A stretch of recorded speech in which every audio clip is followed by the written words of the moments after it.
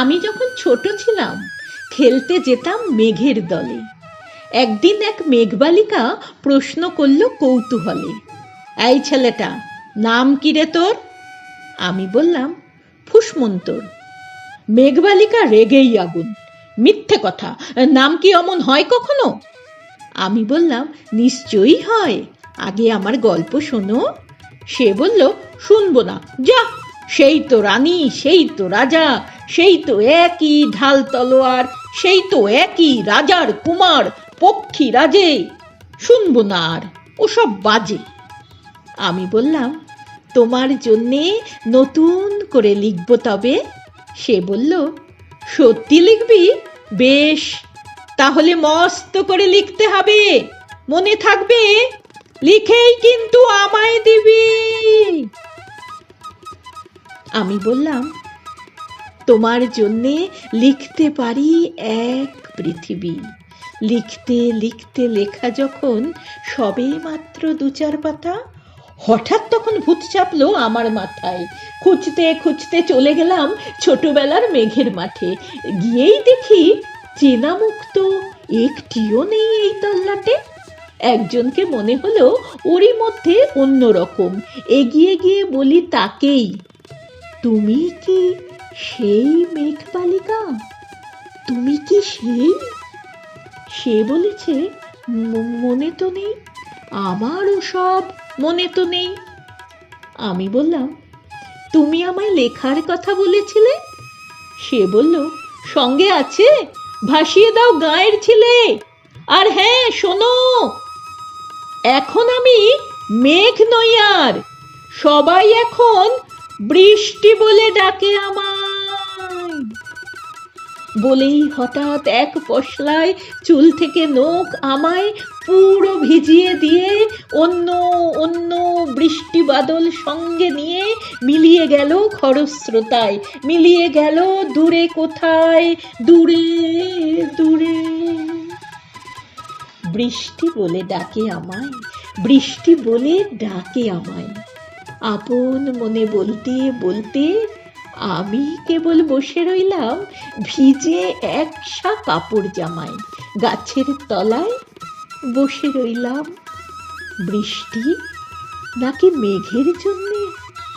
এমন সময় অন্য একটি বৃষ্টি আমায় চিনতে পেরে বলল, তাতে মন খারাপের কি হয়েছে? যাও, ফিরে যাও, লেখো আবার।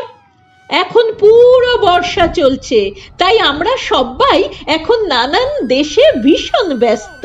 তুমিও যাও, মন দাওগে তোমার কাজে। বর্ষা থেকে ফিরে আমরা নিজেই যাব তোমার কাছে। এক পৃথিবী লিখবো আমি, এক পৃথিবী লিখবো বলে ঘর ছেড়ে সেই বেরিয়ে গেলাম। ঘর ছেড়ে সেই ঘর বাঁধলাম গহন বনে। সঙ্গী শুধু কাগজ কলম, একাই থাকবো, একাই দুটো ফুটিয়ে খাবো, ২-১ মুঠো ধুলো বালি। যখন যারা আসবে মনে তাদের লিখবো, লিখেই যাব। এক পৃথিবীর ১০০ রকম স্বপ্ন দেখার সাধ্য থাকবে যেরূপ কথার, সেরূপ কথা আমার একার। ঘাড় গুজে দিন লিখতে লিখতে, ঘাড় গুজে রাত লিখতে লিখতে, মুছেছে দিন, মুছেছে রাত। যখন আমার লেখবার হাত অসাড় হলো, মনে পড়ল সাল কি তারিখ, বছর কি মাস, সেসব হিসেব আর ধরিনি। লেখার দিকে তাকিয়ে দেখি এক পৃথিবী লিখবো বলে একটা খাতাও শেষ করিনি। সঙ্গে সঙ্গে ঝমঝমিয়ে বৃষ্টি এলো খাতার উপর, আমার আজীবনের লেখার উপর। বৃষ্টি এলো এই অরণ্যে, বাইরে তখন গাছের নিচে নাচছে ময়ূর আনন্দিত। এ গাছ ও গাছ উড়ছে পাখি, বলছে পাখি এই অরণ্যে কবির জন্য আমরা থাকি। বলছে ওরা, কবির জন্য আমরা কোথাও, আমরা কোথাও, আমরা কোথাও হার মানিনি। কবি তখন কুটির থেকে তাকিয়ে থাকে অনেক দূরে।